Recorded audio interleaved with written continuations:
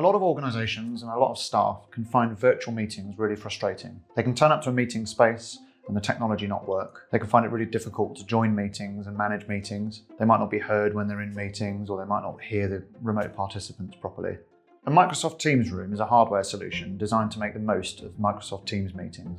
It's generally made up of cameras, microphones and speakers, and control panels and other peripheries that help make that really easy to use. Participants should be able to turn up to a meeting space, whether they're hosting the meeting, attending someone else's meeting, or just sharing content locally in the meeting room. They should be able to turn up and use it easily. And that's what Microsoft Teams Rooms delivers. In this video, I'm going to talk through a little bit about how to design a Teams room and what to think about when you're thinking about Microsoft Teams Rooms. And I'm also going to show you some of the ways you can use it and how it works. Everything about Microsoft Teams Room is brilliantly simple to use, and designing the solution properly is really important. Microsoft Teams Rooms come in a lot of shapes and sizes. Small huddle spaces might use all-in-one meeting bars that sit underneath a TV, where larger, more dynamic spaces might have separate cameras, speakers, and microphones placed in appropriate places throughout the room. It's important first to think about the space. Typically, we'll look at the size of the space, what it's made from, and how you're going to be using it. If, for example, the meeting space is long and thin, you may need to strategically place microphones throughout the length of that meeting space. If the meeting space has a lot of glass, then that might present acoustic challenges. The other thing to think about is how you're going to use the space. Is the meeting room essentially going to be a participant around a table and be part of video meetings in that way?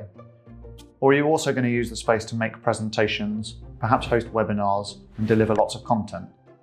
If you are going to make presentations more often, you might want to place cameras elsewhere in the room, pointing to a stage area.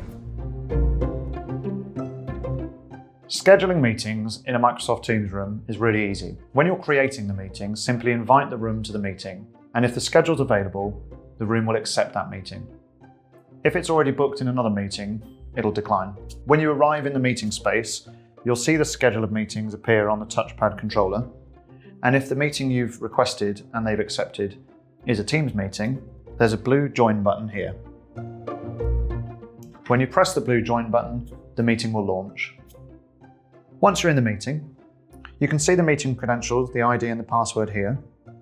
And this is also the panel where you can invite participants, either internal or external, to join that meeting. For example, I'm adding Amy to that meeting. Hello. Hello. Once a participant has joined you in the meeting, we're able to control their presence through the touch panel controller. For example, we can spotlight, we can pin, and this is where we can mute the participant or remove them from the meeting. And Victor's told me to say goodbye to you this time rather than just hang up. I'll remove you now, Amy, thanks, bye. Bye. There are some other ways to join a video meeting from a Microsoft Teams room. The first is to press Meet Now, which immediately launches a meeting. From the panel, you'll see the meeting ID, you'll invite people to join that meeting, and it's an ad hoc, on-the-fly meeting, ready to go. Another option to join a meeting is to enter the ID. If you press Join with an ID, you'll be prompted to select the meeting provider and enter the credentials of the meeting with an ID and a password.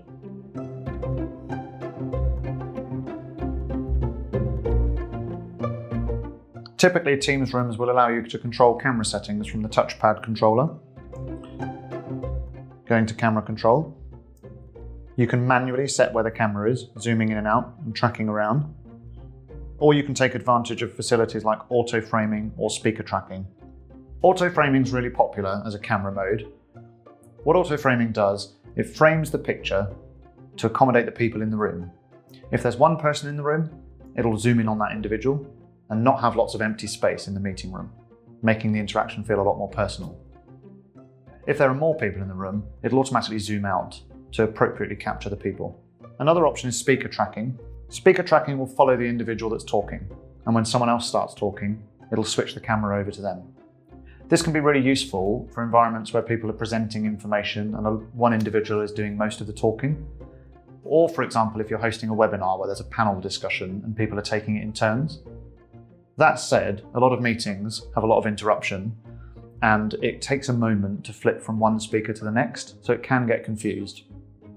Whilst most of your meetings might be on Microsoft Teams now, We all occasionally get invited to Zoom meetings or Google meetings, and it's important in most environments that staff are able to join those meetings and use the facilities.